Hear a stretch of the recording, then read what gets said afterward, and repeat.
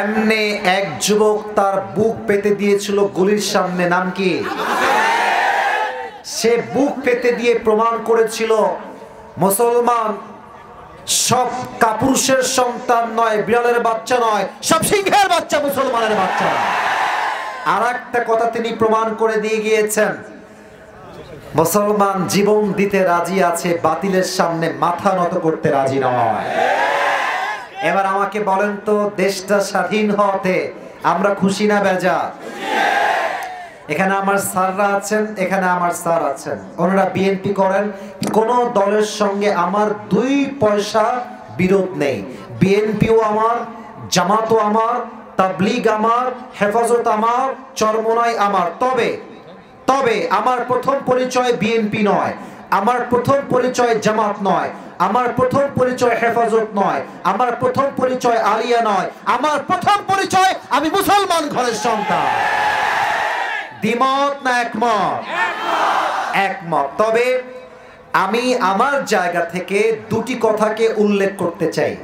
আশা রাখছি আপনারা স্যাররা সহ সবাই আপনারা একমত পোষণ করবেন। কেউ যদি দ্বিমত হয়েও থাকেন, মনে মনে থাকেন, এখানে কথা বললেন না। আশা রাখছি আপনারা সবাই একমত হবেন, বিকজ এটা হাদিসের কথা, এটা কোরআনের কথা। এক নাম্বার, দেশে আগামীতে নির্বাচন হবে, এটা আমরা সবাই চাই কি চাই না? তবে আগের মতো ভোট ডাকাতি হলে আমরা মানতে পারবো না। আমাদের দুইটা দাবি। এক, আমরা দেশের প্রধানমন্ত্রী হিসেবে নারীকে লম্বা সময় দেখেছি, অনেক দেখেছি। আগামীতে প্রধানমন্ত্রী হিসেবে সোজা কথা, লাউড অ্যান্ড ক্লিয়ার কথা, কোন নারীকে আমরা প্রধানমন্ত্রী হিসেবে আর দেখতে চাই না। নারী আমরা চাই না। আল্লাহর হাবিব বলেছেন, না না এত ঠিক না, আগে বোঝেন। আল্লাহর হাবিব বলেছেন, সেই জাতি কখনো সফল হবে না যেই জাতির মাথার উপরে নারী নেতৃত্ব চলবে। আমার কথা না হাদিসের কথা? এক নাম্বার, কোন নারী দেখতে চাই না। দুই নাম্বার কি চাই? পুরুষ চাই, একদম তা না। পুরুষ চাওয়ার ক্ষেত্রে একটা শর্ত আছে। আমরা এমন একজন পুরুষকে ক্ষমতার চেয়ারে দেখতে চাই যিনি একই সময়ে প্রধানমন্ত্রীও হবেন এবং তার যোগ্যতা এতটা হাইলি কোয়ালিফাইড হবে, তিনি প্রধানমন্ত্রী হওয়ার পাশাপাশি জাতীয় মসজিদ বাইতুল মুকাররমে দাঁড়িয়ে জুমার খুতবা দেওয়ার যোগ্যতাও রাখবেন। আচ্ছা, এবার বুঝে থাকলে বলেন আমাকে, দেশের প্রধানমন্ত্রী যদি হয় জাতীয় মসজিদ বাইতুল মুকাররমের খতিব, সেই দেশে কি আর চোর থাকবে? না, এটা তো আস্তে হয়ে গেল। চোর থাকবে, ডাকাত থাকবে, সুদ থাকবে, ঘুষ থাকবে। আমরা চাই বিএনপিও চেয়ার পাক, ক্ষমতার কিছু অংশ তারাও চাক, তারাও পাক। আমরা চাই জামাত পাক, আমরা চাই হেফাজত পাক, বা যারাই পাক, শর্ত একটা, আল্লাহর জমিনে আল্লাহর কোরআন দিয়ে রাজ কায়েম করতে হবে। যুবক ভাই, এবার আমাকে উত্তর দেন, কোরআন দিয়ে সংবিধান হোক, এটা আমরা সবাই চাই কি চাই না? না, এটা চাওয়ার আওয়াজ হয়নি। চাই কি চাই না? ছোট্ট একটা কথা বলবো, that is my last word in this chapter. এটাই আমার ভূমিকার শেষ কথা। ভাই তুমি এদিকে আসো তো, আসো। না, তোমাকে বকা দিব না, বকা দিব না, আসো আসো। তোমার নাম কি ভাই? আবুল বাশার। আবুল বাশার, ওকে দেখা যায়? কথা কম দেখা যায়। আমি একটা কথা বলবো, এটা আমার ভূমিকার শেষ কথা। কোরআনের রাজ কেন লাগবে, আইন কায়েম কোরআন দিয়ে কেন করতে হবে, এটার জন্য তাকে দাঁড় করিয়েছি। আবুল বাশার সে একজন মাহফিলের নিজেই একজন সদস্য। তো আমি কথা বলতে বলতে রেগে গেলাম, আবুল বাশারের গোষ্ঠী কেলায় আজকে মেরেই ফেলবো। খেপে গিয়ে একটা চাকু নিয়ে এসে ওর পুরো পা, ডান পা কেটে ফেললাম। কোন পা কাটলাম? না, কথা বলেন, কোন পা? এবার তুমি বসে পড়ো, বসে পড়ো। আচ্ছা, এখন সিরাজগঞ্জের চান্দাকোনার লোকরা বললো, হুজুরকে নিয়ে আসলাম ওয়াজ করতে, হুজুর পা কেটে বসে আছে। আজকে হুজুর নামে মামলা দিয়ে দিব থানাতে গিয়ে।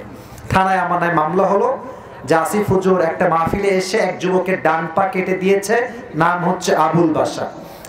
তার কয়েকদিন পরে আদালতে আমার নামে বিচার শুরু হলো। জজ সাহেব আসলেন, এসে বললেন, বলেন কার কি অভিযোগ? আমি কাঠগড়ায় দাঁড়িয়ে আছি, চান্দাকোনার আমাদের স্যার বসে আছেন ডানে, ইনি বা ইনি বললেন যে আমাদের এই হুজুর মাহফিলে এসে একজন যুবকের ডান পা এক কোপে কেটে ফেলেছে, বিচার করেন স্যার। জজ সাহেব দেশে তথাকথিত ল অনুযায়ী, আইন অনুযায়ী বিচার করলেন যে আসিফ হুজুরের 1 বছরের জেল হলো আর 1 লাখ টাকা জরিমানা হলো। আচ্ছা এবার বলেন, আপনি যে মরিচ কিনেছেন বা 5 কেজি পেঁয়াজ কিনেছেন, এটা কি 5 কেজি আছে কিনা বোঝার জন্য কি পাল্লা লাগে? হ্যাঁ, দাড়ি পাল্লা। I got the right answer from the people. বলেন সবাই, কি পাল্লা? আচ্ছা এবার আমার বিচারটা সঠিক হলো কিনা মাপতে হবে তো। আপনি দাড়ি পাল্লা নিয়ে আসেন, দাড়ি পাল্লার ডান দিকে আবুল বাশারের ডান পা কেটে রেখে দেন, আর বাম পাল্লায় আমার 1 বছরের জেল। কয় লাখ টাকা? এই যে ভুলে গেছে, বলতে হবে কয় লাখ। তাহলে 1 বছরের জেল আর 1 লাখ টাকা বাম পাল্লায় দেন। সিরাজগঞ্জের ভাড়া বুঝে থাকলে উত্তর দেন, আনসার মি লাউডলি, বুঝে উত্তর দেন। এক পাশে ডান পা কাটা, আর এক পাশে 1 বছরের জেল আর 1 লাখ টাকা জরিমানা। আপনি যতই টানেন ধরে, দাড়ি পাল্লা সমান সমান হবে? আচ্ছা আপনি এটাকে আরো বাড়ায় দেন, 1 লাখ নয় 5 লাখ করেন, 5 বছরের জেল দেন, তাও সমান সমান? কথা কন, ইয়েস নাকি নো? সমান সমান হবে না। সমান সমান করতে হলে কি হবে? কোরআন লাগবে। কেমনে? কোরআন বলছে কেউ তোমার চোখ তুললে তার চোখ তুমি তুলে ফেলো, কেউ তোমার হাত কাটলে তুমি তার হাত কেটে ফেলো। এর মানে কি? বিধান হচ্ছে চোখের বদলে চোখ, নাকের বদলে নাক, কানের বদলে কান, হাতের বদলে হাত, পায়ের বদলে পা, জানের বদলে জান। সিরাজগঞ্জের ভাড়া। এবার আপনি কোরআন দিয়ে বিচার করেন। আমি আবুল বাশারের ডান পা কেটে ফেলেছি, আপনিও আমার ডান পা কেটে ফেলেন। আবুল বাশারের ডান পা কেটে আপনি দাড়ি পাল্লার ডান দিকে দেন, আর আমার ডান পা কেটে আপনি দাড়ি পাল্লার বাম দিকে দেন, দেখবেন দুইটা সমান সমান হয়ে গেছে। ওমান হাকামা বিহি আদালা। এই কোরআন দিয়ে যে আইন কায়েম করবে, সেই আল্লাহর জমিনে ইনসাফ ভিত্তিক রাষ্ট্র কায়েম করতে পারবে। ঠিক কিনা বলে? আপনারা সবাই শহীদ আল্লামা দেলোয়ার হোসেন সাইদি হুজুরের নাম শুনেছেন না? আপনারা কি ভয়টাই পান না? নাম শুনছেন না? আমি একটা দোয়া করি, সবাই শুধু আমিন বলবেন, তাতেই আমি খুশি হব। দেলোয়ার হোসেন সাইদি হুজুরকে জান্নাতুল ফেরদাউসের উঁচু মাকাম নসিব করে দিন। আমরা তো এখন হক কথা বলতে পারি। 5 আগস্টের আগে হক কথা বললে 3টা ট্যাগ আসতো। 1 হচ্ছে জঙ্গিবাদ, 2 হচ্ছে রাজাকার, 3 হচ্ছে মৌলবাদ। আপনারা দেখেছেন কিনা ফেসবুকে, ইউটিউবে হুজুর ওয়াজ করছে এইভাবে, কোন একটা আওয়ামী লীগ নেতা এসে, কথা কি অবাস্তব না বাস্তব? মনে রাখবেন সিরাজগঞ্জের ভাইরা, কারো বিরুদ্ধে বলছি তা নয়। কোরআনকে যে বন্ধ করতে চেয়েছে তার 14 গোষ্ঠী আল্লাহ নিজেই নির্বংশ করে ছেড়ে দিয়েছে। খুব খেয়াল করেন, সাইদি সাহেব বলতেন যে আমাদেরকে মৌলবাদ বললে আমরা মোটেও রাগ করি না। কারণ কি জানো? মৌল এটা আসছে মূল থেকে। মূল মানে কি? মূল মানে আল্লাহ, মূল মানে হচ্ছে তার নবী, মূল মানে কোরআন, মূল মানে হচ্ছে হাদিস। উনি বলতেন যারা আমাদেরকে মৌলবাদী বলে গালি দাও তারা হচ্ছে সব আগাবাদী। এবার বলেন, গাছের আগায় শক্তি বেশি না গোড়ায় শক্তি বেশি? উনি বলতেন তোমরা থাকো গাছের আগায়, বাড়াবাড়ি বেশি কইরো না। 18 কোটি মানুষ মিলে গাছের গোড়ায় একটা ঝাঁকুনি দিবে, মামুর বাড়ি দিল্লি গিয়ে তোমরা পড়বা, দিল্লি গিয়েই তারা পড়েছে। ওনার প্রত্যেকটা কথা আজকে এই বাংলার মাটিতে বাস্তবে রূপ ধারণ করেছে যুবক ভাইরা। ঠিক কিনা বলে? অতএব আগামীতে কোরআনের শাসন কায়েম হোক, এটা আমরা সবাই মিলে চাই কি চাই না? আল্লাহ সেই তৌফিক দান করুন। পড়েন সবাই আমিন। আপনাদের বউ আছে? কার কার একটু হাত তুলেন তো। বউ আছে? বউ আছে? আছে, আচ্ছা হাত নামা। এবার বউ নাই, সিঙ্গেলরা যারা খুব কষ্টে আছো তারা হাত তোলো। ইন্না লিল্লাহ। ক্যামেরা ঘুরাও না, মান সম্মান কিছুই থাকবে না। সবাই সিঙ্গেল? আরে এটা মিথ্যা না সত্যি রে বাবা? আহারে আব্বা বোঝে না যুবকদের বিয়ের বয়স হয়ে গেছে রে। আমি তো আমার মাহফিলে একটা কথা প্রায় মজা করে বলি, স্যাররা আমার ডানে বামে আছেন, আপনারা আবার মাইন্ডে নেবেন না। আমি প্রায় বলি যে যুবকদের শীতকালে শীত দূর হবে কম্বল দিয়ে নয়, ল্যাব দিয়ে নয়, একমাত্র বউ দিয়ে যুবকদের শীত দূর হবে। আল্লাহ আব্বাজানদেরকে বোঝার তৌফিক দান করুন, আমিন। সোনামণিরা, বাবারা মাঝে মাঝে বুঝলেও কিছু তথাকথিত মেয়ে আছে, এরা কিন্তু বুঝতে চায় না। এরা বলে, এরা কি বলে, हम पैसे के बिना शादी नहीं करेंगे, अगर पैसा है तो हम टकले से भी शादी कर लेंगे। এরকম মেয়ে বাংলাদেশে আছে না? না, নাই নাই, আরে নাই, আছে আছে। আল্লাহ হেদায়েত দান করুন, আমিন। আমরা যারা বিবাহিতরা আছি তারা দিব একটা তাকবীর, সিঙ্গেলরা দিবেন একটা তাকবীর, আর সবাই মিলে দিব আরেকটা তাকবীর। দেখবো আজকে কাদের গায়ের জোর কত বেশি। আমার বিবাহিত ভাইরা যারা আছেন সবাই একটা কাশি দেন। ওরে বাবা রে বাবা, আজকে ম্যারিডদের শক্তি ভালো আছে। যুবক ভাই, তোমরা কি হেরে যাবো নাকি? দেখা যাক কারা জিতে। সিঙ্গেলরা কি কয়েট, চুপ থাকো, কথা বলো না, কথা বললেই তোমার ব্যালেন্স কমে যাবে। আমার বিবাহিত ভাইরা আরেকবার কাশি দেন। জাস্ট বিবাহিতরা তাকবীর দিবেন, সিঙ্গেলরা চুপচাপ। বিবাহিত ভাইরা নারে তাকবীর। ওরে বাবা রে বাবা, মুরব্বীরাও দাঁড়ায় গেছে তাকবীর দেওয়ার জন্য। আজকে আজকে হারাই ছাড়বে তোমাদেরকে। আচ্ছা, এবার সিঙ্গেলরা কাশি দাও। এত সহজ না হারানো, যদিও আমি জানি। তো নাম্বার আমি দিব না, নাম্বার আমার স্যাররা দিবে। দেখা যাক কারা জিতে। সিঙ্গেল ভাইরা সবাই রেডি হয়ে যান। সিঙ্গেল ভাইরা নারে তাকবীর। বিবাহিত ভাইরা আই এম সো সরি, হলো না, হতে গিয়েও হলো না। যাই হোক, সিঙ্গেলরা আজকে 30 নাম্বার বেশি পেয়ে পাস করেছে, ঠিক কিনা বলে? এবার সবাই মিলে এমন একটা তাকবীর দিবেন, তাকবীরের ঠেলায় আমি আসিফ হুজুর সহ আমার স্যাররা স্টেজ ভেঙে নিচে পড়ে যাব। সবাই একটা কাশি দেন।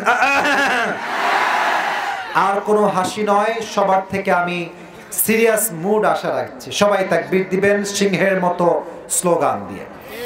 নারে তাকবীর। আল কোরআনের আলো। বাপরে বাপ, কি সাউন্ড রে ভাই! সিরাজগঞ্জের ছেলে পেলে আসলে বিড়ালের বাচ্চা নয়, সব সিংহের বাচ্চাগুলো আমার সামনে বসে। নারে তাকবীর। আল কোরআনের আলো, আল হাদিসের আলো। কোরআন হাদিস যেখানে, আলেম ওলামা যেখানে, সিরাজগঞ্জবাসী যেখানে, সিরাজগঞ্জে আপনারা টপ লেভেল, মাশাআল্লাহ। আল্লাহ আল্লাহ কবুল করুন। পড়েন সবাই আমিন। অল্প সময়ে কিছু কথা বলতে চাই, তবে ছোট্ট একটা কথা বলে নেই। আপনাদের সবার জন্য ছোট্ট একটা গিফট নিয়ে আসছি, নিবেন?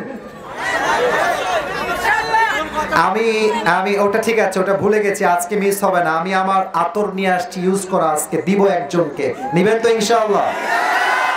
अच्छा जय हो, हर किसी को मिलने वाला नहीं है, ये नसीब की बात है मेरे दोस्त, যার কপাল ভালো সে হয়তো পেতে পারে। আচ্ছা এই আতরটা আমি আমার সামনেই রাখলাম। আমি 7টা পয়েন্টে কথা বলবো কোরআন থেকে। কয়টা পয়েন্ট?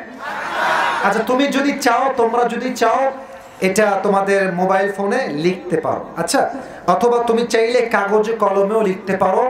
শেষে গিয়ে যে বলতে পারবে তাকে এই আতরটা আমি আজকে হাদিয়া দিব। নিবেন তো ইনশাআল্লাহ? না ইনশাআল্লাহ বাম থেকে আওয়াজ নাই, ডান থেকে পাইছি। সবাই বলেন ইনশাআল্লাহ। বলেন আমাদের সকলের রব কে?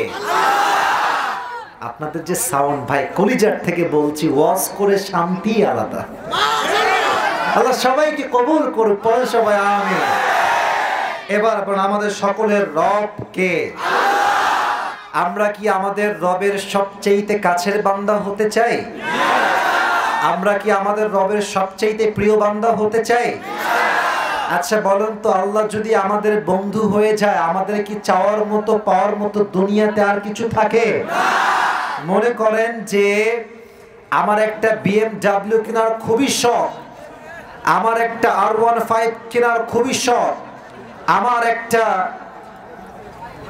iPhone 16 Pro Max কেনার খুবই শখ, কিন্তু আমি কিনতে পারছি না। কিন্তু ভাগ্যক্রমে আইফোন কোম্পানির মালিক হচ্ছে আমার বাবা নিজে। আমার কি আর কিনতে হবে না? পুরো ফ্যাক্টরি আমার নামে হয়ে যাবে, আমার নামে হয়ে যাবে। তো দুনিয়ার যত কিছু আছে, যত যা আছে, এই সব কিছুর মালিক একজন, বলেন তো সবাই তিনি কে? তো সেই আল্লাহ যদি আমার বন্ধু হয়ে যায়, পুরো দুনিয়া আমার পায়ের গোলাম হয়ে যাবে। আপনারা সবাই হয়তোবা চিনবেন, একজন ব্যক্তির নাম উল্লেখ করছি, তার নাম হচ্ছে মাওলানা তারিক জামিল। তার বাসা হচ্ছে পাকিস্তানে। যারা ফেসবুক ইউজ করেন তারা হয়তোবা মাঝে মাঝে তাকে দেখেছেন, সাদা পাঞ্জাবি পরে, পায়জামা পরে আর পাগড়ি পরে।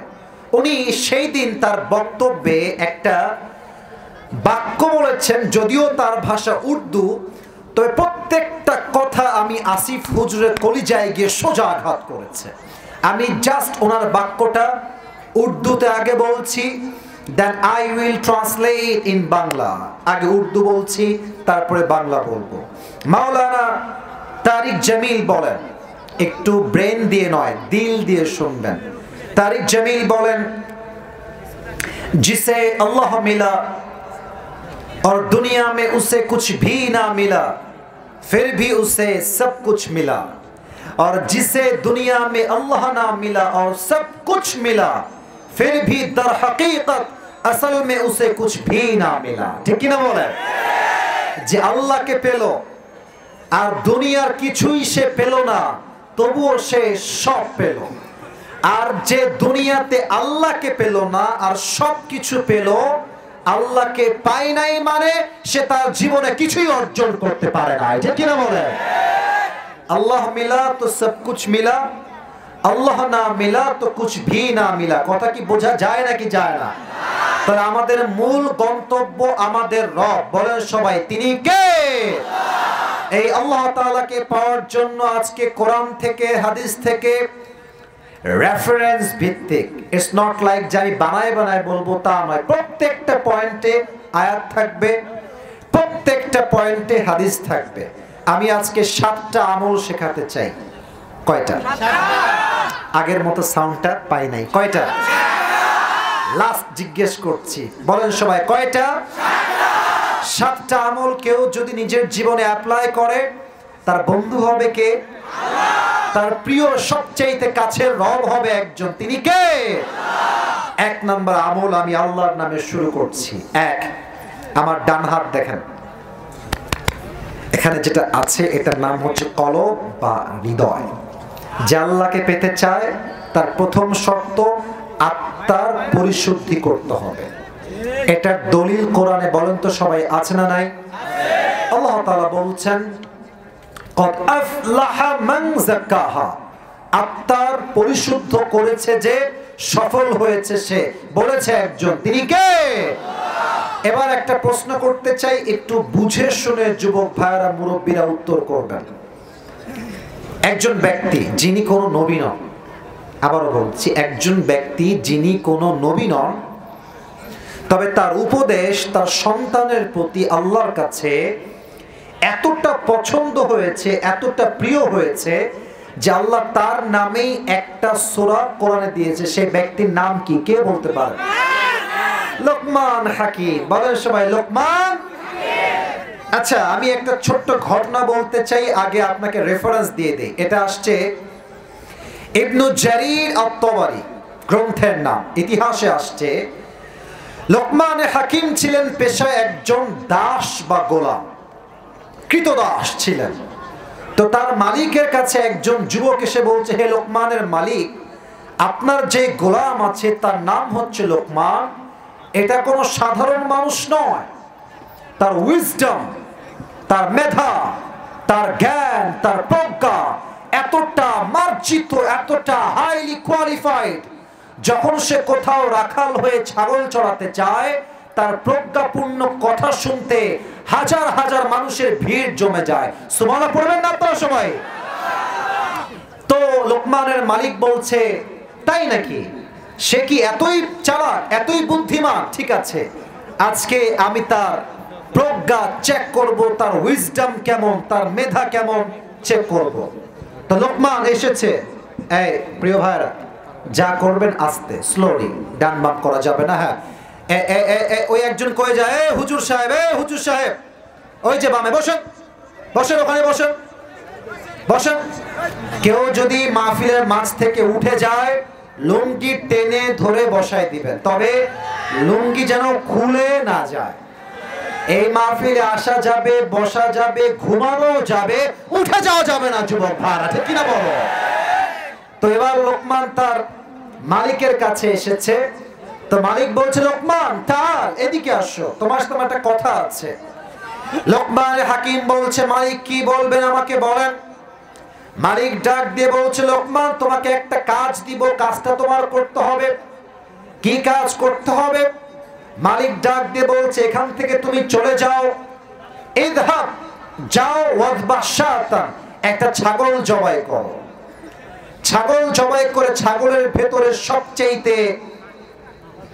এই যে কথা বলা যাবে না ভাইরে, বুঝেন, একটু বোঝার ট্রাই করেন, এগুলো করা যাবে না, সেলফিও না, চুপচাপ বসে বৎসন কলিজার ভাই আমার।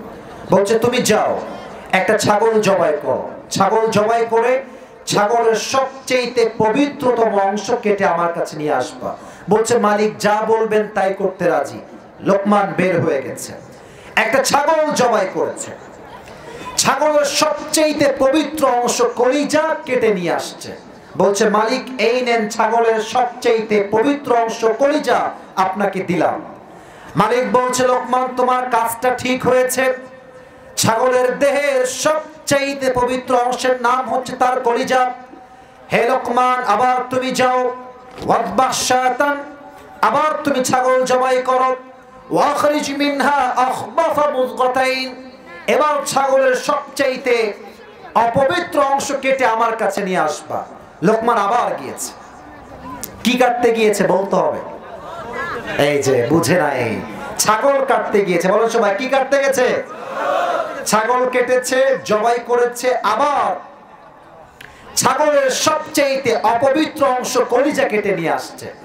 তো মালিক বলছে, লোকমান তোমার তো মাথায় বুদ্ধি নাই, তোমাকে বললাম পবিত্র অংশ আনো, তাও আনলা কলিজা, বললাম অপবিত্র অংশ আনো, তাও আনলা কলিজা, মিল তো পেলাম না, তুমি তো বোকার ঘরের বোকা। তো লোকমান বলছে, মালিক আমি কি বোকা না চালাক, দ্যাটস এ ডিফারেন্ট ইস্যু। তবে মূল কথা হচ্ছে মানুষের দেহে একটা কলিজার টুকরা অংশ আছে, এই অংশ ঠিক থাকলে সব ঠিকঠাক, এই অংশ নষ্ট হলে সব নষ্ট হয়ে যায়। যার মনটা খারাপ, যার চরিত্র খারাপ, তার পুরো দেহটাই নষ্ট হয়ে যায়, ঠিক কিনা বলে? লোকমান বলছে, মালিক মানুষের আত্মা, দেহের আত্মাই হচ্ছে মূল বিষয়, এটা যার ঠিক তার পুরো দেহ পবিত্র, এইটা যার নষ্ট পুরো দেহটাই নষ্ট, ঠিক কিনা বলে? এবার একটা অজানা বিষয় শেয়ার করতে চাই, যেটা হয়তো আপনারা কেউ জানেন না, হয়তো আজকে প্রথম শুনছেন। আমাদের এই আত্মা বা হৃদয় 1, 2, 3 মোট 3 প্রকার। সিরাজগঞ্জের চান্দাইকোনার ভাইয়ারা কয় প্রকার? না, আমি আওয়াজটা পাই নাই, বলেন সবাই কয় প্রকার? আমি বলছি, আমার সঙ্গে সবাই উত্তর দিবেন। 1 নাম্বার সুস্থ, বলেন সবাই 1 নাম্বার কি? 2 নাম্বার অসুস্থ, বলেন সবাই 2 নাম্বার কি? 3 নাম্বার হচ্ছে মৃত। সুস্থ, অসুস্থ, মৃত। সুস্থ কাকে বলে? যেই দিলে কোনো হিংসা নাই। এই দেশের মানুষ কিছু পারুক আর না পারুক, হিংসা খুব ভালোই করতে পারে। আপনারা সবাই মিজানুর রহমান আজহারি হুজুরের নাম শুনেছেন তো নাকি? এই দেখেন, আজহার সাহেব দেশে এসেছে, 2টা মাহফিলও করতে পারে নাই, ট্রল শুরু হয়ে গেছে, মারামারি শুরু হয়ে গেছে। সে আগের কোথাকার কোন ভিডিও নিয়ে মারামারি শুরু হয়ে গেছে। বেটা, যে যোগ্য মানুষ, যার মন বড়, যার মনে কোনো হিংসা নয়, সেই মানুষটা মানুষের অতীত দিয়ে নয়, তাকে বর্তমান দিয়ে জাস্টিফাই করতে চায়। আর যাদের মন ছোট, ভিতরে হিংসা দিয়ে ভরা, তারা মানুষকে বর্তমান দিয়ে নয়, অতীত দিয়ে জাস্টিফাই করতে চায়। ঠিক কিনা বলে ভাইরা আমার? আজহারি আকাশে বাতাসে উড়ে আসে নাই। আজহারি হচ্ছে বাংলাদেশের জন্য একটা ব্র্যান্ডের নাম। যুবক ভাইরা আমার, এই ইতিহাস বলছে কোন বক্তা, ইসলামী দলের নেতা, কোন রাজনৈতিক নেতা এমন জনপ্রিয়তায় পৌঁছায় নাই যে এক জায়গায় গেলে 20 লাখ লোক হয়ে যায়, 25 লাখ লোক হয়ে যায়। আজহারি এমন একজন মানুষ, সে যেখানেই যায় 10 লক্ষ মানুষ করে ভালোবাসা একটা মাঠে একত্রিত হয়ে যায়। ঠিক কিনা বলে? অতএব হিংসা করে লাভ নাই, বিদ্বেষ করে লাভ নাই। ওয়াতুইজ্জু মান তাশা ওয়াতুদিল্লু মান তাশা, जिसे अल्लाह इज्जत देना चाहता है उसे कोई जिल्लत नहीं कर सकता, और जिसे अल्लाह जिल्लत देना चाहता है उसे कोई बेइज्जत नहीं कर सकता, बाइज्जत नहीं कर सकता। ठीक ना बोले? আল্লাহ যারা সম্মান দিতে চায় তার সম্মান কেউ কমাইতে পারে না, আর আল্লাহ যারা লাঞ্ছিত করতে চায় তারা কেউ সম্মানিত করতে পারে না। ঠিক না বলে? অন্তরটা পরিষ্কার রাখেন। 1 নাম্বার এটা হচ্ছে সুস্থ দিল। 2 নাম্বার অসুস্থ। তবে অসুস্থ দিল বুঝতে হলে একটা উত্তর করতে হবে। আজকে কি বার? বলেন না, বলেন সবাই, কি বার? এটা কি 2024 সাল না 25 সাল? উত্তর পেয়েছি। এবার মন ভরে গেছে। 24 সাল না 25 সাল? আচ্ছা, আপনাদের সিরাজগঞ্জ সদর হসপিটাল আছে না? ক্লিনিক, মেডিকেল হসপিটাল, বলেন সবাই, আছে না নাই? আচ্ছা, সিরাজগঞ্জের যুবক ভাইয়েরা, মুরব্বীরা, আমার মায়েরা, বোনেরা, আমাকে সবাই আরো 100 বছর আগে নিয়ে যাই। 100 বছর আগের কথা। তখন কি এত বড় বড় হসপিটাল ছিল নাকি? ক্লিনিক ছিল নাকি? ডাক্তারের চেম্বার ছিল নাকি? এই যে আমার মুরব্বী আব্বাজানরা ভালো বুঝবেন, মুরব্বী যারা আছেন, তখন ছিল কবিরাজ বা হাকিম, কবিরাজ, ওঝা বা হাকিম। তো মনে করেন যে একটা যুবককে কিসে কেটেছে, বলার আগেই বুঝে যায় কিসে কেটেছে। এখন সেই যুবকটা তো মেডিকেল নাই, 1925 সালের কথা, 100 বছর আগের কথা। তো ওঝার কাছে এসেছে, বলছে স্যার আমার হাতের এই জায়গাতে সাপে একটা ছবল দিয়েছে, তো এটা কি বিষাক্ত সাপ নাকি বিষহীন সাপ, এটা চেক করবে কেমনে? তখন তো মেশিন ছিল না, টেস্টের কোনো মেশিন ছিল না, চেক করতো কেমনে? দেখেন, ছোট্ট একটা বাটি নিত, এক বাটির এক সাইডে লবণ রাখতো, আর এক সাইডে মরিচ, বেটে মরিচ রাখতো। যেই যুবককে সাপে কেটেছে বলতো ভাই এদিকে আসো, তোমার জিহ্বা বের করো। তার জিহ্বার ভেতরে মরিচ দেওয়া হতো, আর বলতো ভাই তোমার জিহ্বায় স্বাদ কেমন লাগে? যুবক যদি বলে যে স্বাদ তো আমার তো স্বাদ মাশাআল্লাহ এখন ঝাল ঝাল লাগছে, তো তিনি বুঝতেন যে এটা কোনো বিষধর সাপ নয়। আর যদি মরিচ দেওয়ার পরে বলতো যে ভাই আমার তো মরিচের স্বাদ কেমন যেন পাইনসা পাইনসা লাগে, মরিচের মতো মনে হয় না, কবিরাজ বুঝে ফেলতো এটা কোনো বিষহীন সাপ নয়, এটা কোবরা সাপ তাকে অ্যাটাক করেছে। ঠিক কিনা বলে? আচ্ছা, মানুষের জীবনের সবচেয়ে বড় বিষাক্ত সাপের নাম হচ্ছে শয়তান। সাপ যখন ছবল দিয়ে বিষ ঢুকায় দেয়, মানুষের জিহ্বার স্বাদ মরে যায়, কোনটা ঝাল কোনটা মিষ্টি আর বুঝে আসে না। শয়তান যখন ওয়াসওয়াসায় ফেলে, ইমানের স্বাদ মরে যায়। তখন বোরকা পড়তেও ভাল লাগে, পার্কে গিয়ে বাদাম খেয়ে মেয়েদের প্রেম করতেও ভাল লাগে যুবক ভাই। তখন কি হয় দেখবা যে মাশাআল্লাহ, মেয়েদেরকে নিয়ে আমি কিছুই বলতে চাই না, তবে একটা কথা না বলে পারছি না, আমি নিজে দেখেছি, হাতে মোজা,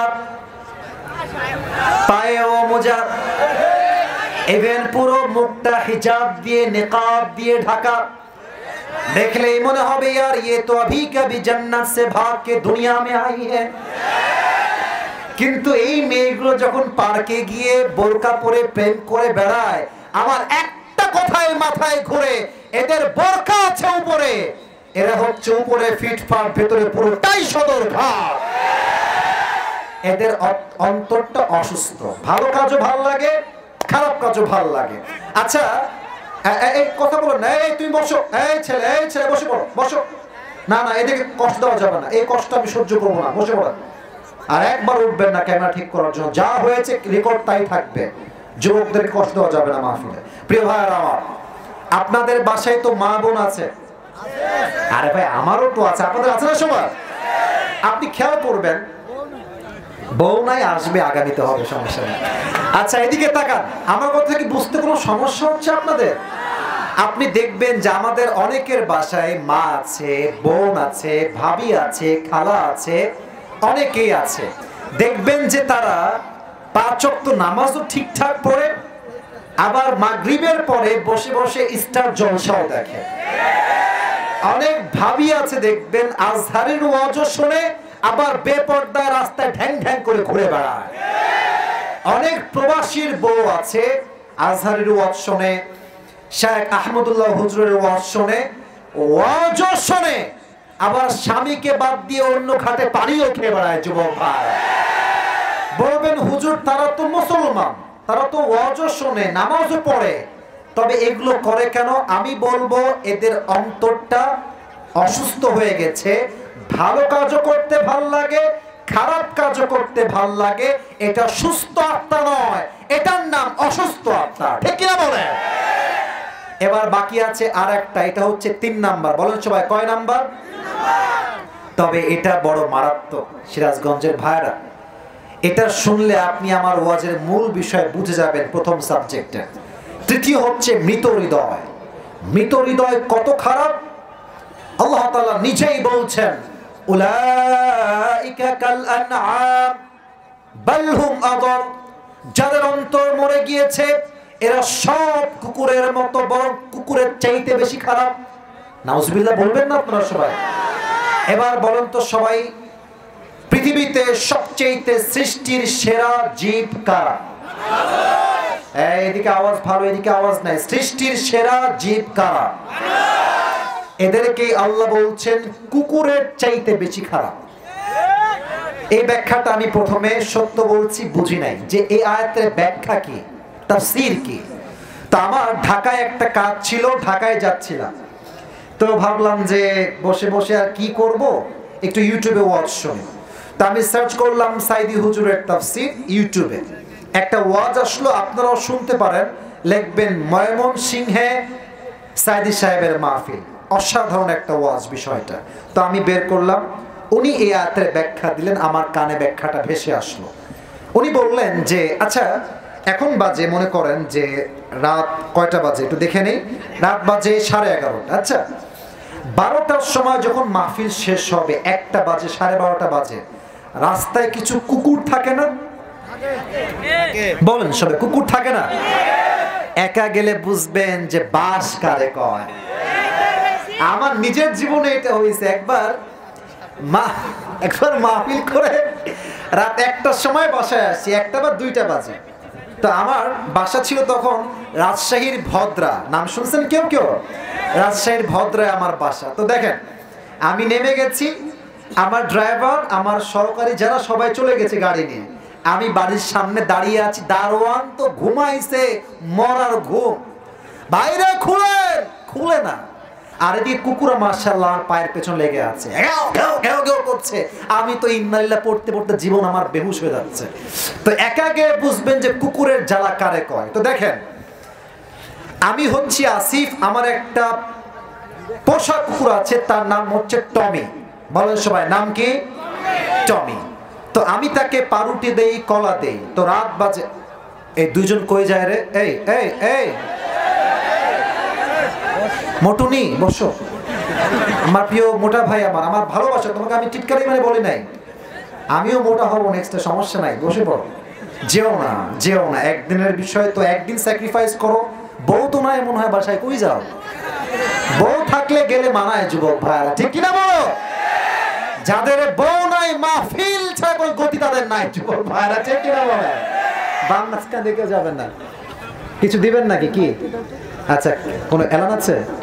আন্তরিকভাবে দুঃখিত আমি, আমি একটা ঘোষণার জন্য আসছি, রেজভির আম্মা আপনি যেখানেই থাকেন আপনি বাসায় যান। ইমন ভাইয়ের ওয়াইফ রেজভির মা, আপনি যেখানেই থাকেন ইমন ভাই আপনাকে ডাকছে, আপনি বাসায় যাবেন। আচ্ছা ঠিক আছে, আর্জেন্ট ডাক। যিনি আছেন রেজবির আম্মা যান, মেহেরবানি করে যাবেন। জরুরি না হলে মাইক নিয়ে ভাবে বলা হতো না। আল্লাহ যাওয়ার তৌফিক দান করুন। প্রণামে। তো দেখবেন যে রাত বাজে 1টা। আমার ডান হাত দেখেন, এটা হচ্ছে লাইটের নিচে। আমার চেহারা দেখা যায় না? আরে বলেন, দেখা যায় না? আমি আছি ওই পেছনে অন্ধকারে। আমি কিন্তু প্র্যাকটিক্যাল লাইফ থেকে বলছি, না বুঝলে কিন্তু আপনি ঘর রান্না কিছুই বুঝবেন না। তা আমি আছি ওই অন্ধকারে, আমি দূর থেকে আসছি অন্ধকারে, আমার চেহারা দেখা যায় না। দেখবেন কুকুর যখন দেখে বাড়ির সামনে দূর থেকে অচেনা লোক আসছে, ঘেউ ঘেউ ঘেউ ঘেউ শুরু করে দেয়। আচ্ছা, এখন আমি অন্ধকার থেকে এসে আলোর নিচে এসেছি, আমার চেহারা ক্লিয়ার হয়ে গেছে। দেখবেন মালিকের চেহারা ক্লিয়ার হওয়ার পরে কুকুর সোজা মালিকের পায়ের কাছে এসে শুয়ে যায়। আর কুকুর তার ভাষায় বলে, I am extremely sorry sir, আমি আপনাকে প্রথমে অন্ধকারে চিনতে পারি নাই। আমার কথা কি ভুল না ঠিক বলেন সবাই? কুকুরকে আপনি কি দিয়েছেন? এই তো বাড়ির সামনে থাকে একটা পাউরুটি, কলা, পানি, এই তো একটা পাউরুটি দিয়েছেন। কুকুর তার মালিককে চিনতে ভুল করে নাই। আল্লাহ বলছে কুকুর তো একটা পাউরুটি পেয়ে মালিককে চিনতে ভুল করলো না। আর আমি আল্লাহ তোদেরকে কান দিলাম, নাক দিলাম, বউ দিলাম, বাচ্চা দিলাম, জীবন দিলাম, সম্মান দিলাম, টাকা দিলাম, তুই সব চিনলি, আল্লাহকে চিনলি না, তুই কুকুরের সাথে নিকৃষ্ট হয়ে গেলি। উলাইকা কাল আনআম বাল হুম আযাল। তবে একটা কথা তাফসীরের বাহিরে মনে পড়ে গেল, যদি অনুমতি দেন তাহলে বলবো, না হয় পাশ কাটিয়ে বের হয়ে যাব। না, বলা যাবে না মনে হয়। যাবে না মনে হয়? যাবে তো। এটা সিরাজগঞ্জের মাটি, ভালোবাসার মাটি। এটা একটু আমার আলোচনার সঙ্গে রিলেটেড, তবে একটা ছোট্ট ঘটনা। এটা কোরআন হাদিসের কোথাও নাই, বোঝাবার স্বার্থে বলছি, আমি আগে এটা ক্লিয়ার করে রাখলাম। আসলে যে যুবকরা এখানে এসেছে, একদিন আমরা সবাই ভালো হব, তবে একটা সময় লাগবে। ছোট্ট একটা গল্প বলছি। একটা ব্যাঙ আর সাপ খুব বন্ধুত্ব, গলায় গলায় পেরে। তো ব্যাঙ সাপকে বলছে, বন্ধু তুমি বন্ধু দেখতে অনেক সুন্দর, তোমার গায়ের যে কালার জাস্ট ওয়াও, তোমার যে ফসফস করার সাউন্ড জাস্ট ওয়াও, তোমার গায়ের রঙও সুন্দর, ফসফসও সুন্দর, বন্ধু তুমি আসলেই মারাত্মক দেখতে। তো সাপ তো লজ্জায় লাল হয়ে গেছে, এত প্রশংসা করছে আমার নামে। তো ব্যাঙ বলছে, বন্ধু সবই ঠিকঠাক, তবে বন্ধু আমার এক জায়গায় আপত্তি আছে। তুমি বন্ধু যখন হেঁটে বেড়াও, তুমি সোজা হয়ে না হেঁটে কেমন তিরিং বিরিং করে হাঁটো, এটা আমার পছন্দ হয় না। তো বন্ধু এই তিরিং বিরিং করে না হেঁটে সোজা কি হাঁটা যায় না?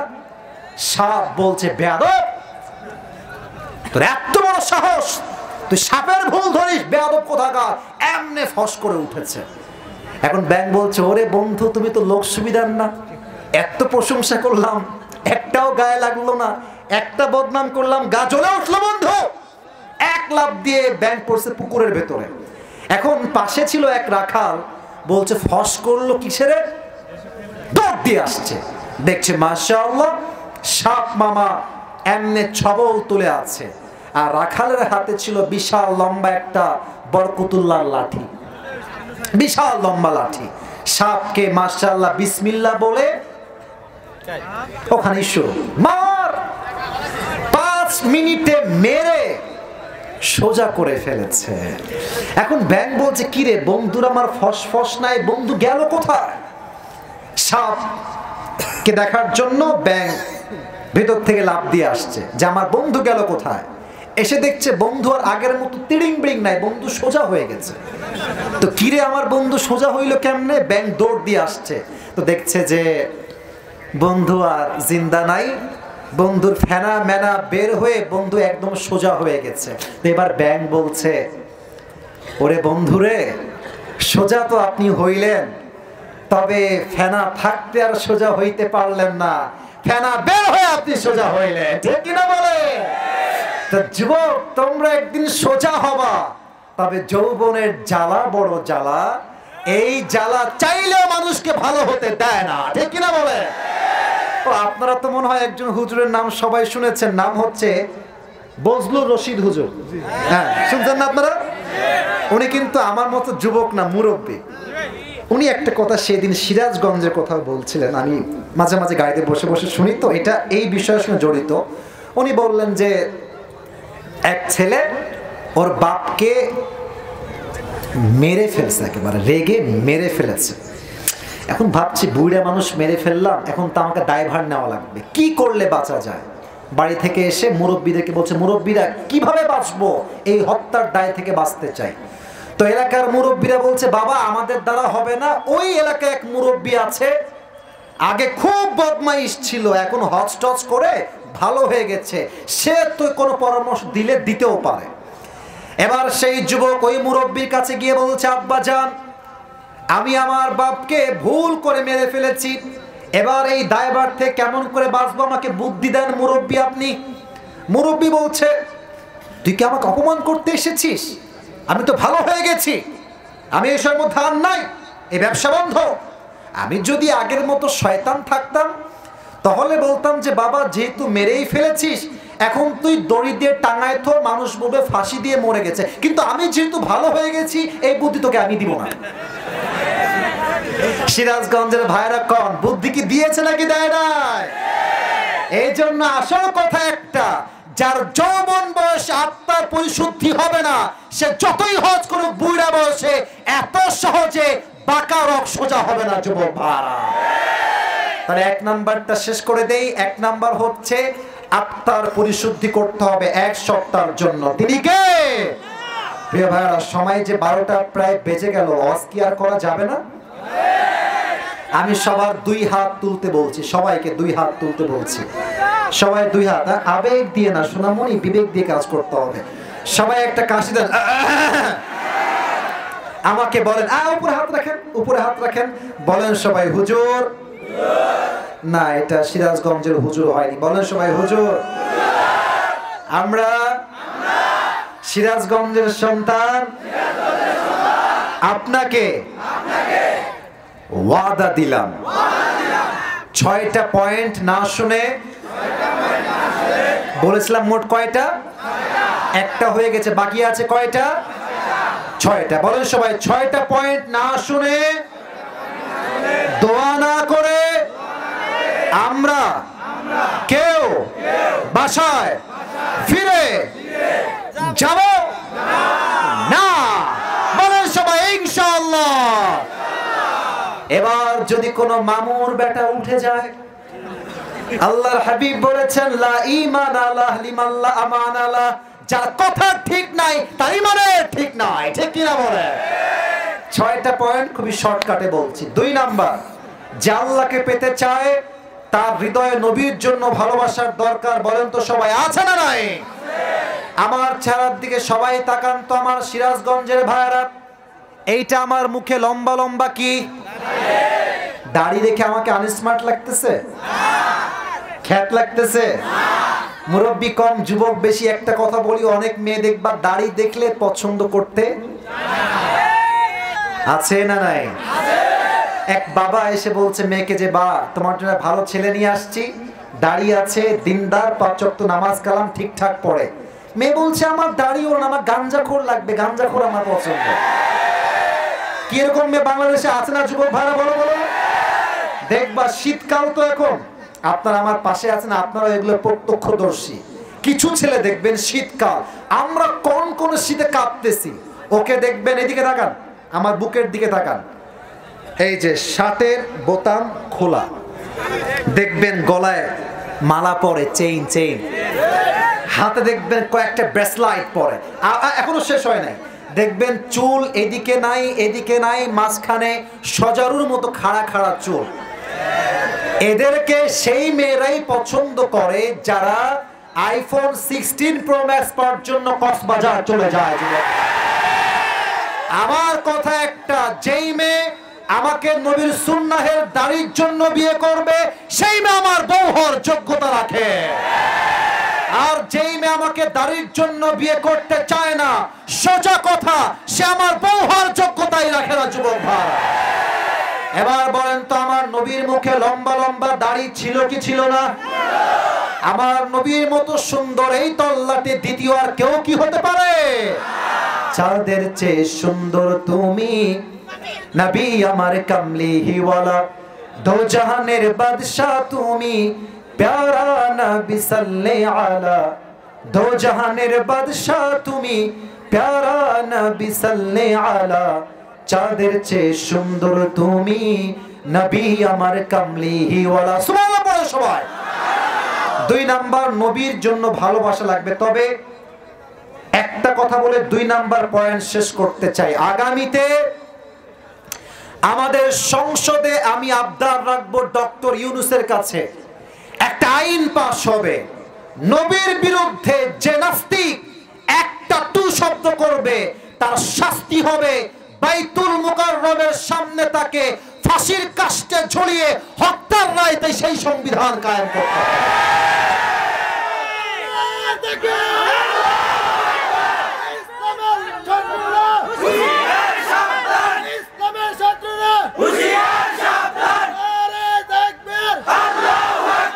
আল্লাহ এই সংবিধান কায়েম করার তৌফিক দান করুন। পড়েন সবাই আমিন। 1 নাম্বার আত্মার পরিশুদ্ধি, 2 নাম্বার নবীর ভালোবাসা, আর বাকি 5টা I will talk about on this matter in a very very shortcut way. বলবো পার হয়ে যাব। 3 নাম্বার নামাজ। নামাজ ছাড়া জান্নাত পাওয়া যাবে? নামাজ ছাড়া জান্নাত কি পাওয়া যাবে? না। আপনারা হয়তো জানেন যে আজহারের একজন নানা ছিল, তোমরা সবাই চিনবা, নাম হচ্ছে গোলাম সারওয়ার সাইদি হুজুর, তাই না? উনি মুরব্বী টাইপের লোক, কিন্তু কথাগুলো ভাই কলিজায় লাগে। ঠিক বলেছেন।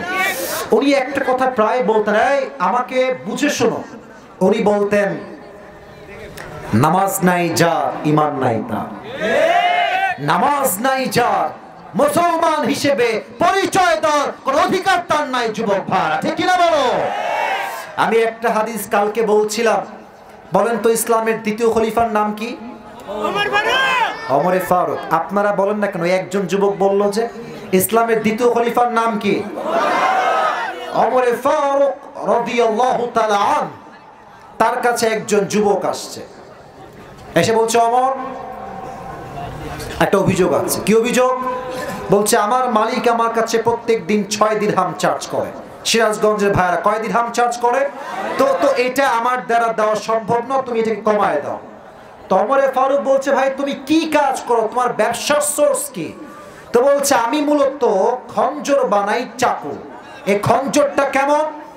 ডানেও চাকু বামেও চাকু, হ্যান্ডেল হচ্ছে মাঝখানে। তো বলছে, তাই নাকি? তোমার ব্যবসা তো 1 টাকার নয়, কয়েক লাখ টাকার ব্যবসা। তোমার দিরহাম 6 দিরহাম নয়, তোমার তো 10 দিরহাম চার্জ হওয়ার কথা। এই কথা শুনে কাফের রেগে প্রচন্ড ক্ষেপে গিয়েছে, আর বলছে, ওমর আচ্ছা, সবাই যেহেতু মুসলমান তাই তুমি সবার বেলায় নরম, আর আমি যেহেতু কাফের তাই তুমি আমার বেলায় গরম, তাই না? তোমার বিচার আমি একাই করব। হুমকি দিয়ে বের হয়ে গেছে। সবাই আমার পেটের ডান দিকে দেখেন, সবাই দাঁড়ায় থাকা ভাইয়ারা, বসে থাকা ভাইয়ারা, এইদিকে যা দেখা যায় পেটের ডান দিকে, প্রত্যেকটা আরব সর্দারের পেটের এই ডান দিকে একটা খাপ থাকতো, যেখানে তারা ছুরি রাখতো শত্রুপক্ষকে অ্যাটাক করতে অথবা শত্রুপক্ষের অ্যাটাককে ডিফেন্স করতে। 2টা বললাম। তো তার নাম হচ্ছে আবু লু'লু আল মাজুসি। ওমরকে হত্যা করবার জন্য লম্বা রাত ধরে একটা বিশাল লম্বা ছুরি বানিয়েছে। এবার বলেন তো, আমরা শীতকালে ঠান্ডা লাগলে এমনি কি মুড়ি দেই? দেখাই দিলাম, তাও কইলেন না নাম কি? আমি হাদিসটা প্র্যাকটিক্যালি বোঝাই, আমার দিকে সবাই তাকান। ছুরিটা রেখেছে পেটের ডান দিকে, আর চাদরটাকে এমনি নিয়ে এমনি দিয়ে ডান পাশ থেকে পুরোটা এমনি মুখ ঢেকে ফেলেছে। ফজরের আজান হয়েছে, ছদ্মবেশে মুনাফিকের রুমে নামাজ পড়তে আসছে ওমরের পেছনে। ওমর ফারুক সেই নামাজ শুরু করেছে, আল্লাহু আকবার, سبحانك اللهم وبحمدك وتبارك اسمك وتعالى جدك ولا إله غيرك الحمد لله رب العالمين الرحمن الرحيم مالك يوم الدين সূরা ফাতিহা পড়েছেন, তারপরে কিরাত মিলিয়েছেন, তারপরে আল্লাহু আকবার রুকুতে গিয়েছেন। যখন তিনি রুকুতে গিয়েছেন, পেছন থেকে আবু লুলু আল মাজুসি চাদরটাকে এমনি ধরে উড়াই দিয়েছে আর সামনের দিকে চলে আসছে।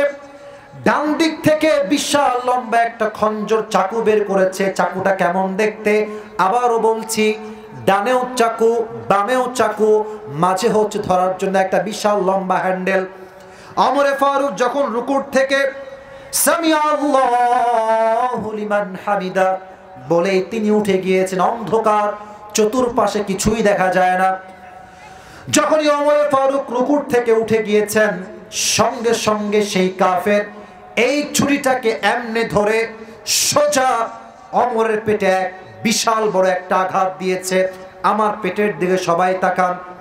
ছুরিটা এমনে ধরেছে, ডান দিক থেকে ধরে বাম দিকে একবার পোজ দিয়েছে, আবার বাম থেকে ধরে ডান দিকে আরেকবার দিয়েছে। এখানেই শেষ নয়, আবার ডান দিক থেকে ধরে বাম দিকে আবার দিয়েছে। তিনটা পচের আঘাতে হাদিসে আসছে ওমরের পেটটা কেটে নাড়ি ভুঁড়ি সব বের হয়ে গেছে। আর ওমর ফারুক নামাজের মাঝে চিৎকার দিয়ে বলছে, কতালানি আল কাল, আমাকে একটা কুকুর হত্যা করেছে, আমাকে কে আছো বাঁচাও। অজ্ঞান হয়ে পড়ে গেছে। আর ওই কাফের, এটা হচ্ছে কাতার, মনে করেন যে এটাই কিবলা, আমি নামাজ পড়ছি এইভাবে, আমাকে ছুরিতে আঘাত করেছে, নাড়ি ভুঁড়ি সব বের হয়ে গেছে। আর এই কাফের এখান থেকে আঘাত করে এই পার দিয়ে বেরিয়ে যাবে। আর সব সাহাবীরা বুঝে গেছে সামথিং ইজ গোয়িং রং। কয়েকজন সাহাবী মিলে অন্ধকারে তাকে ধরতে গিয়েছে।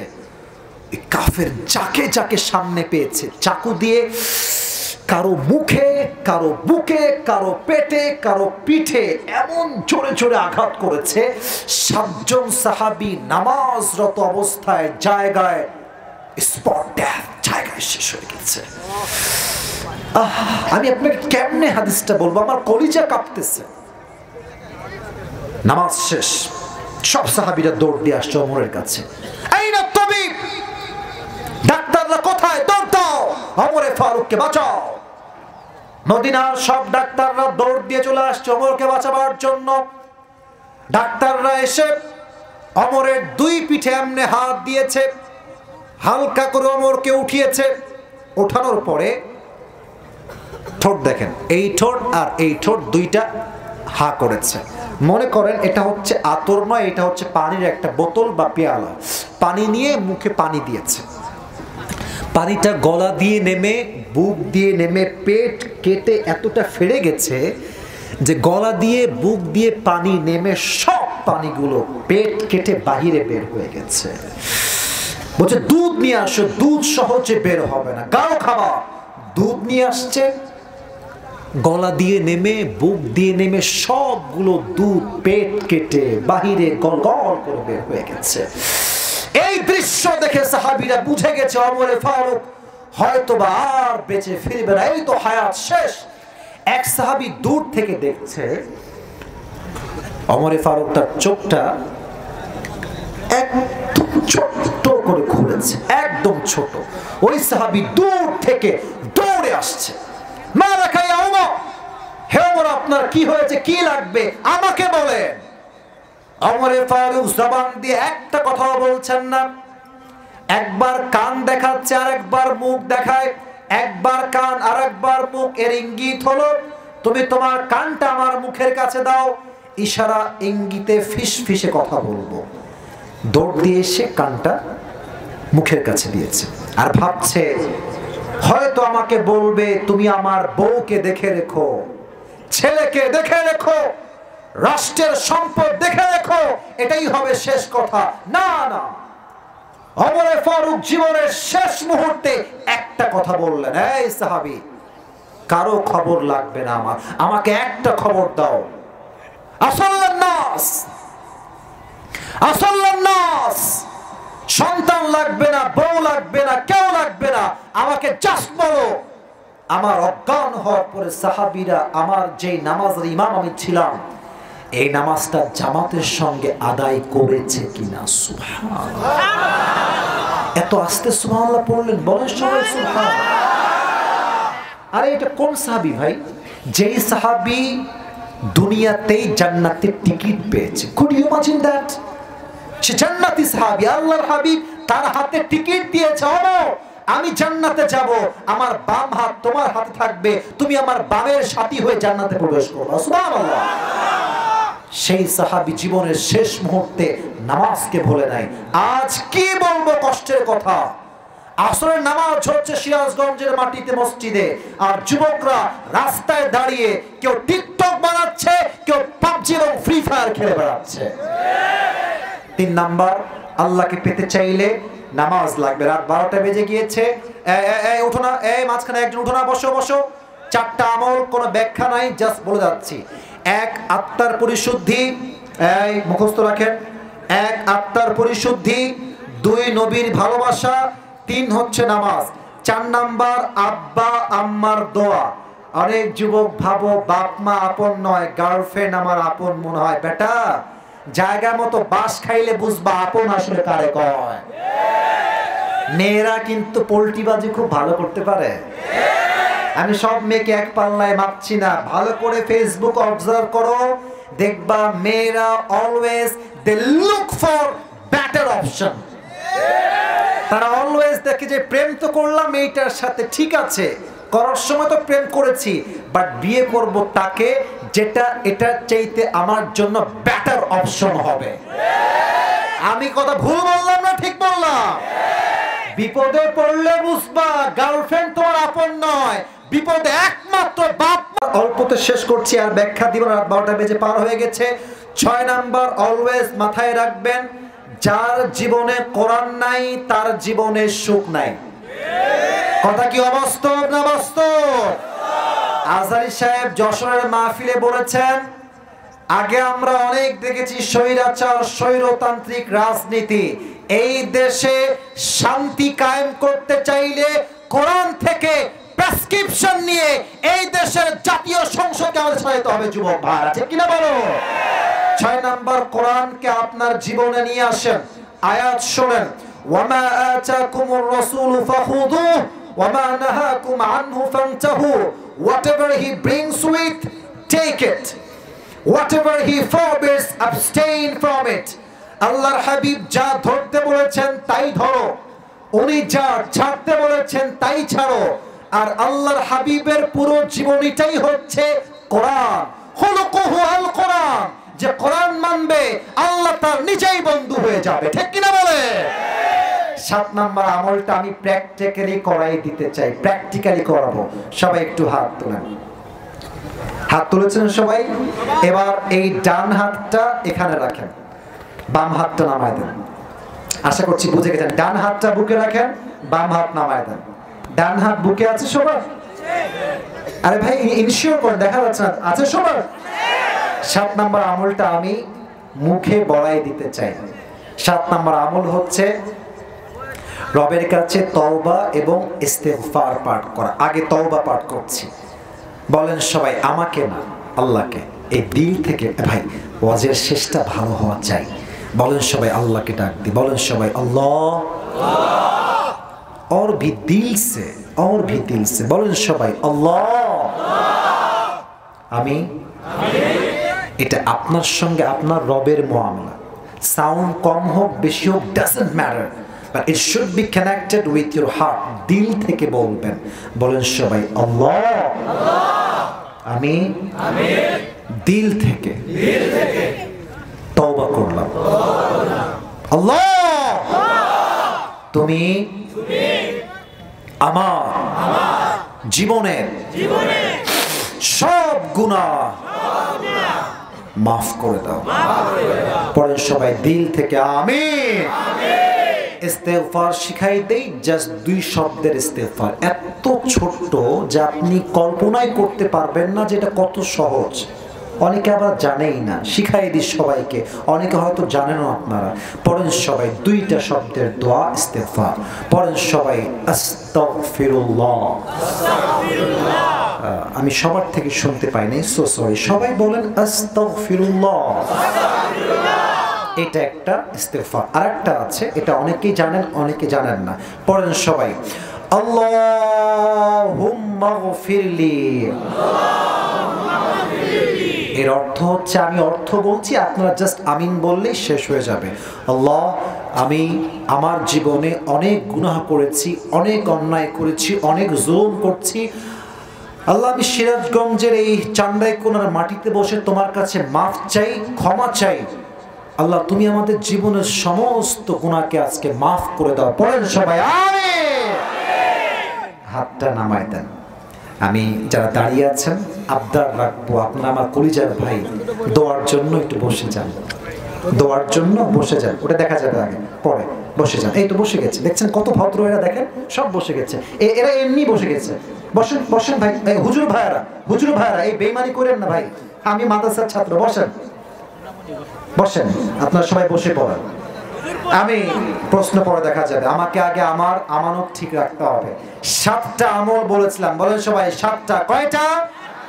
আমি অল্প কথায় বলছি, যে আসবেন একটু মেমোরাইজ করুন, একটু রিভাইজ দেওয়ার জন্য। 1 নাম্বার, আল্লাহকে পাওয়ার জন্য আত্মার পরিশুদ্ধি লাগবে। আত্মা মোট 3 প্রকার, সুস্থ, অসুস্থ, মৃত। বলেন সবাই 1 নাম্বার, 1 নাম্বার সুস্থ। বলেন সবাই 1 নাম্বার, 2 নাম্বার অসুস্থ, 2 নাম্বার, 3 নাম্বার মৃত, 3 নাম্বার। 1 নাম্বার আত্মার পরিশুদ্ধি করবেন। 2 নাম্বার, আল্লাহকে পেতে চাইলে নবীর ভালোবাসা লাগবে। একটা কথা জিজ্ঞেস করবো তখন ওই যুবককে যে আসবে, আচ্ছা আমি দাড়ি রাখলাম, আমাকে কোনো মেয়ে পছন্দ করলো না বিয়ের জন্য, আমার চিন্তা কি হবে নবীর ভালোবাসায়? তুমি বলবা, হুজুর নবীর ভালোবাসায় আমার চিন্তা হবে এমন, এরকম মেয়ে যাবে আসবে, বাট এরকম নোংরা মেয়ের জন্য আমার দাড়িতে আমি ব্লেড বা কেচি লাগাইতে পারবো না। কথা ভুল না ঠিক বলেন সবাই আপনারা? 2 নাম্বার নবীর ভালোবাসা। 3 নাম্বার, যে আল্লাহকে পেতে চায় তার নামাজের দরকার। বলেন তো সবাই, আছে না নাই? ওমরে ফারুক তার জীবনের শেষ কথা বলেছিলেন যে আমার সম্পদ তোমরা দেখে রেখো। ইয়েস নাকি নো? তোমরা আমার বউকে দেখে রেখো। ইয়েস নাকি নো? একটাই কথা, সাল্লাল্লাহু নাস, আমাকে আগে খবর দাও আমি যেই নামাজের ইমাম ছিলাম সেই নামাজটা জামাতে আদায় হয়েছে কিনা। সুবহানাল্লাহ পড়বেন না? 3 নাম্বার নামাজ। 4 নাম্বার, যে আল্লাহকে পেতে চায় তার জীবনে বাবা মায়ের দোয়া ছাড়া কোনো গতি নাই। 5 নাম্বার, আল্লাহকে পেতে চাইলে ধৈর্যের দরকার। বলেন তো সবাই, আছে না নাই? আমার তো মনে হয় এখানে যারাই আমরা আছি, এখান থেকে নিয়ে পুরো এই ফিল্ড, রাগ করবেন না আমি আমার চিন্তা বলছি, আমার মনে হয় আমরা 100তে 100 ভাগ ছেলেরাই বড় ঘরের ছেলে নই, আমরা মধ্যবিত্ত পরিবারের সন্তান। আপনাদের হয়তো অনেকের মনেও থাকতে পারে, আমি আমার কোনো একটা ওয়াজে বলেছিলাম যে মধ্যবিত্ত পরিবারের সন্তান মানেই একটা ব্র্যান্ড যুবক ভাই। সাইকেল দিবেন চলবে, বাইক দিবেন চলবে, কার দিবেন চলবে, কিছুই দিবেন না বলবেন যে হেঁটে হেঁটে আসতে হবে, তাও আমার চলবে। ভাত দিবেন, ডাউল দিবেন চলবে, ভাত দিবেন, সবজি দিবেন চলবে, ভাত দিবেন, ভর্তা দিবেন তাও চলবে, ভাত দিবেন, কিছুই দিবেন না, 1 গ্লাস পানি দিবেন, মরিচ দিবেন, পান্তা ভাত হলেও আমার চলবে। কারণ আমি বড় ঘরে খেয়ে পুষে বড় হওয়া বিশাল দামড়া ব্রয়লার মুরগি নয়, আমি মধ্যবিত্ত পরিবারের সন্তান, কঠোর পরিশ্রমী সন্তান আমরা সবাই। আল্লাহ বলছেন যারা ধৈর্যশীল হবা, ইন্নামা ইউওয়াফাস সাবিরুনা আজরাহুম বিগাইরি হিসাব, those who observe patience in this world, they will be given their reward without measure. ধৈর্যশীল বান্দাকে আল্লাহ বিনা হিসেবে জান্নাত দিবে। সুবহানাল্লাহ। তাহলে 5 নাম্বার ধৈর্য। 6 নাম্বার হচ্ছে কোরআন।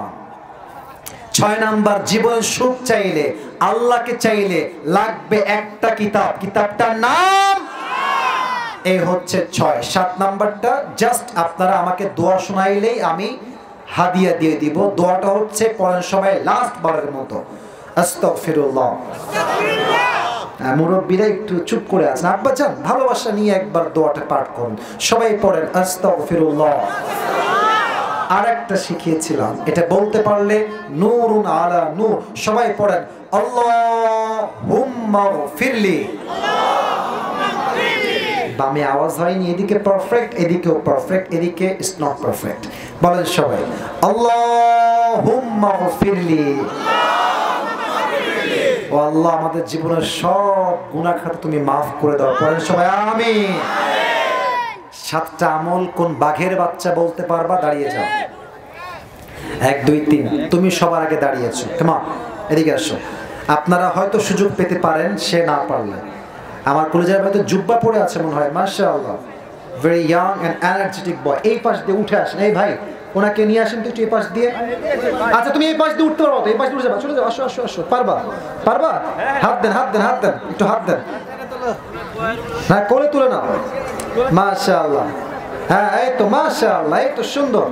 আসো আসো। এই ইয়া ভাই, মাইক দেন তো, মাইক দেন, ওনাকে মাইক দেন, মাউথ পিস দেন। আসো এদিকে, আমার ডানে আসো। এই যে এখানে এখানে এখানে আসো। এটা নাও, এটা উপরে নাও। মাশাআল্লাহ, ওদিকে তাকাও। সবাইকে সালাম দাও একটা। আসসালামু আলাইকুম ওয়া রাহমাতুল্লাহ। কোনো ভয় নাই, এটা কাছে রাখো, এটা কাছে নাও। সালামের উত্তরটা আসলে আপনাদের মনের মতো হয়নি। আপনি সালাম দেন জোরে, আমি সহ সবাই উত্তর দিব জোরে। সালাম দেন।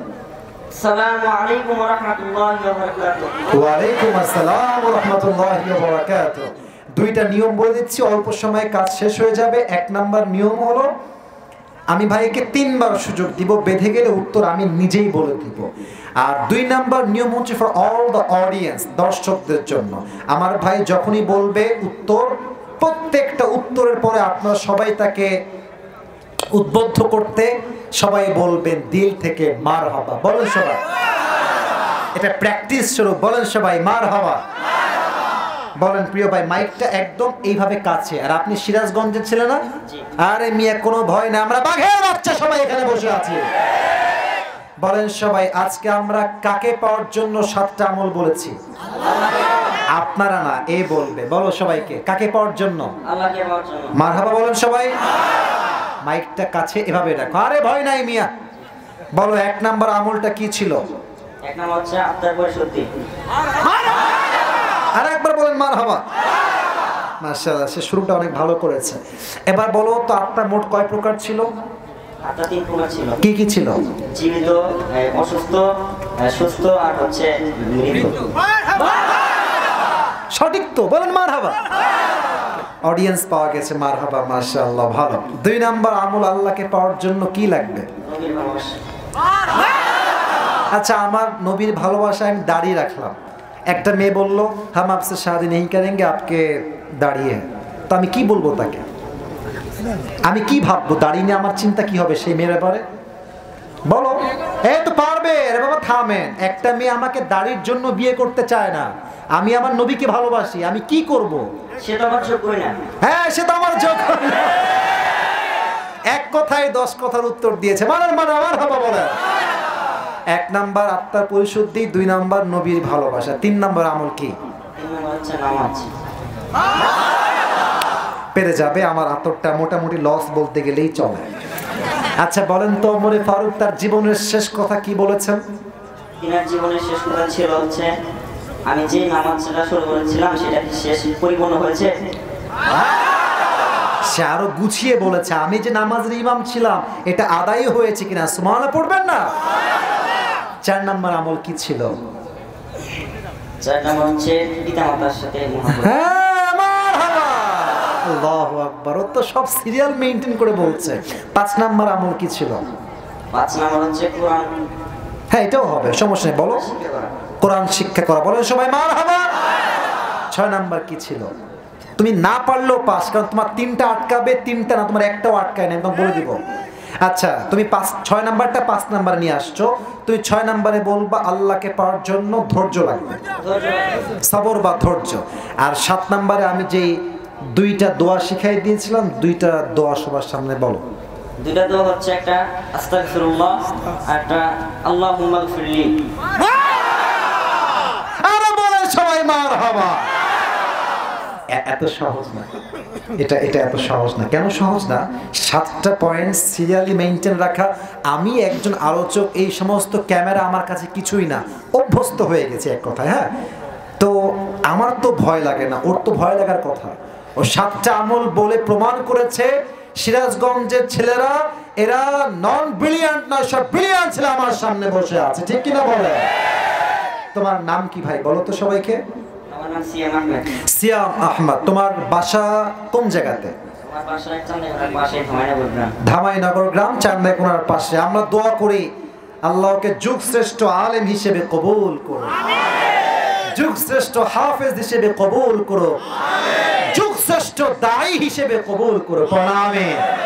প্রিয় ভাই, এই নেন আপনার হাদিয়া। You deserve this. আল্লাহকে নেক হায়াত দান করো। পড়েন সবাই আমিন। তুমি এখানেই বসে পড়ো, তুমি এখানেই বসে পড়ো।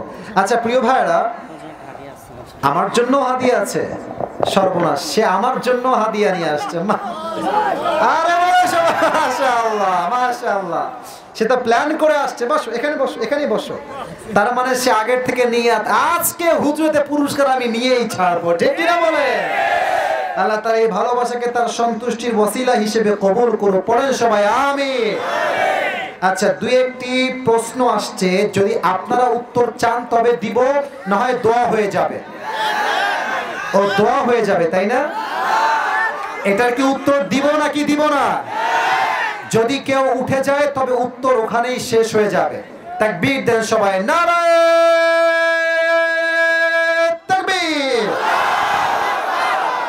আল্লাহই জানে যে কি যে প্রশ্ন করেছে।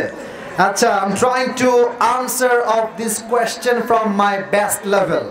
আমার জায়গা থেকে আমি সর্বোচ্চ চেষ্টা করছি। সোনামণি, বাটপারি করলা? বসে পড়ো, এই তো শেষ। আচ্ছা, একজন যুবক প্রশ্ন করেছে, আমার 18+ বয়স হয়ে গিয়েছে, কিন্তু আমার বাপ মা আমাকে বিয়ে দিতে রাজি না। এখন আমি কি করব হুজুর? এখন সেই সাথে আমার বাবা মা এইখানে আছে, কিছু বলেন এই বিষয়ে যাতে করে তারা বুঝতে পারে। এটা কে রে? আচ্ছা, ওর দাবি ওর আব্বা আম্মা এখানেই আছে, বুঝিয়ে বলেন। ছেলেও আছে, বাবাও আছে। আমি নামও লেখা আছে। আমার এক ছোট ভাইয়েরও বিয়ে হয়ে গেছে, আমার বিয়ে হয় না রে।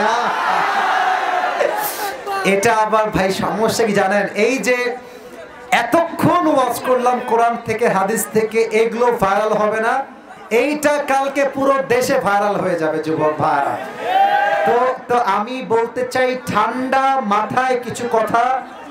একটা তাকবীর দেন সবাই মিলে, নারায়ে তাকবীর। যেই ছেলে এই প্রশ্ন দিয়েছেন সেও এখানে আছে, বাবাও তার এখানে আছে। আমি আমার আব্বাজানকে একজন ছেলে হিসেবে দাবি রাখবো যে বাবা, হয়তোবা আপনার ছেলের কাছে সামর্থ্য কম আছে, ইনকাম কম আছে, তবে আপনি বাবা হিসেবে যদি আপনার ছেলেকে বিয়ের জন্য সহযোগিতার হাত না বাড়িয়ে দেন, আর আপনার ছেলে সঠিক বয়সে বউ না পেয়ে যদি গুনাহে লিপ্ত হয়ে যায়, আল্লাহ আপনার সামর্থ্য ছিল কি ছিল না, আপনি কে কই বাসা, আল্লাহ তা দেখবেন না। আল্লাহ বলবেন যে তুমি চেষ্টা করলা না কেন? তোমার ছেলে যত জায়গায় গুনাহ করেছে প্রত্যেকটার দায়ভার কিয়ামতে আপনাকেই আব্বা বহন করতে হবে।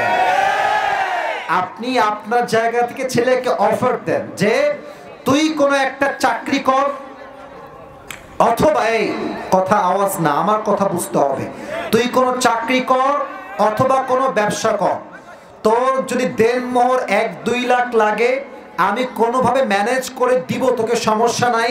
আমি চাই তুই আমার একটা মাত্র ছেলে, তুই হারাম খাবি, হারাম কাজ করবি, এটা বাবা হিসেবে চুল পরিমাণ বরদাস্ত আমি করতে পারবো না, ঠিক কিনা বলে? তো আপনি ছেলেকে 80% এফোর্ট দেন, আর আপনি বলবেন হুজুর আমার ছেলে তো চাকরিতে মন নাই, ব্যবসায় মন নাই। আরে মন থাকবে কেমনে, ঘরে তো আসল জিনিসটাই নাই। আপনি এনে দেন, কয়েকদিন বইয়ের লাথি গুতা খাইলে এমনি তার বাঁকা হাড় সোজা হয়ে যাবে। এক নাম্বার কথা আমার প্রিয় আব্বাজানের জন্য। দুই নাম্বার কথা এখানে যারা মেয়ের বাপ আছেন তাদের জন্য। মেয়ের বাপ বড্ড চালাক, তারা বলে আমার মেয়েকে বিয়ে করতে হলে 10 লাখ দেনমোহর দিতে হবে। যুবক জীবনে 1 লাখ টাকার বান্ডিল একসঙ্গে দেখে নাই, তাকে নাকি দেনমোহর দেওয়া লাগবে 10 লাখ টাকা।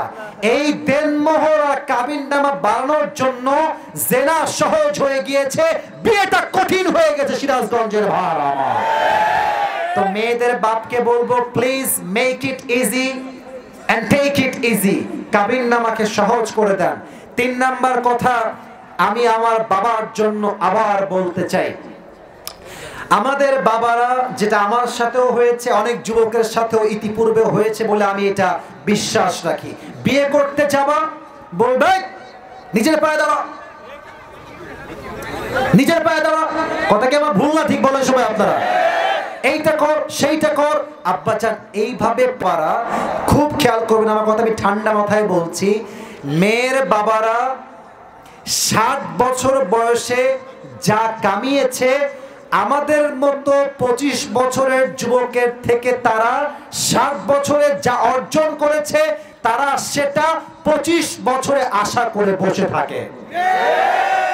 কথা বুঝলে বুঝপাতা, না বুঝলে আপনি মেয়ের বাপকে বলবেন আব্বাজান আপনার বয়স তো 60, আপনি যা কামাই করেছেন 60 বছরে, আমার বয়স 25, আপনার মেয়েকে আমার হাতে তুলে দেন, আপনি 60 বছরে যা করেছেন আমি 30 বছর তা করিয়ে দেখিয়ে দিব ইনশাআল্লাহ। এই অ্যাটিটিউড রাখবা, রাজি আছো তো ইনশাআল্লাহ? সর্বশেষ কথা আবারও বলে শেষ করতে চাই, আমার আব্বা জানের জন্য একটাই কথা বলবো, আব্বা আপনি আপনার ছেলেকে বন্ধু বানান। শুধু এই বাবা ছেলের জন্য না, সবার জন্য বলছি। ছেলে যদি বাবার বন্ধু হয়ে যায় অনেক সমস্যা সহজেই সমাধান হয়ে যায়। আব্বা এমন ভাবে শাসন করে ছেলেকে যে ছেলে তার মনের কষ্ট বাপকে বলতে পারে না, বাপ তার ছেলের সঙ্গে কথা বলতে পারে না। এক সময় বাবা ছেলের সম্পর্ক বন্ধুত্বের দিকে নয় শত্রুর দিকে চলে যায় যুবক ভাইরা, ঠিক কিনা বলেন? বাবা হবে আমার সবচেয়ে কাছের বন্ধু, দুনিয়ার যে কষ্টের কথা আমি কাউকে বলতে পারবো না আমার বাবার কাছে আমি নির্দ্বিধায় বলতে পারবো, এরকম বাবা আমরা সবাই চাই, ঠিক কিনা বলে? আল্লাহ আমার আব্বাজানকে ছেলের জন্য বন্ধু হওয়ার তৌফিক দান করুক। পড়েন সবাই আমিন। আর স্লোগান হবে একটা, আমাকে বিয়ে না দিলেই বাড়িতে আমি আর থাকবো না। আমার চরিত্র ঠিক করতে চাইলে আইফোন দিয়ে কাজ হবে না, ল্যাপটপ দিয়ে কাজ হবে না, R15 দিয়ে কাজ হবে না, আমার বউ চাই। আল্লাহ প্রত্যেকটা যুবকের মনের আশা দূর পূরণ করে দিক। আমিন। তাকবীর দেন সবাই, নারে তাকবীর। সবাই লেটা মেরে না বসে আত্তাহিয়াতুর শুরুতে বসেন সবাই। আর কোনো কাজ না ভাইজান? কথা বলবে এখন কিন্তু পরিবেশ বেশি নেই। আর স্যার কিছু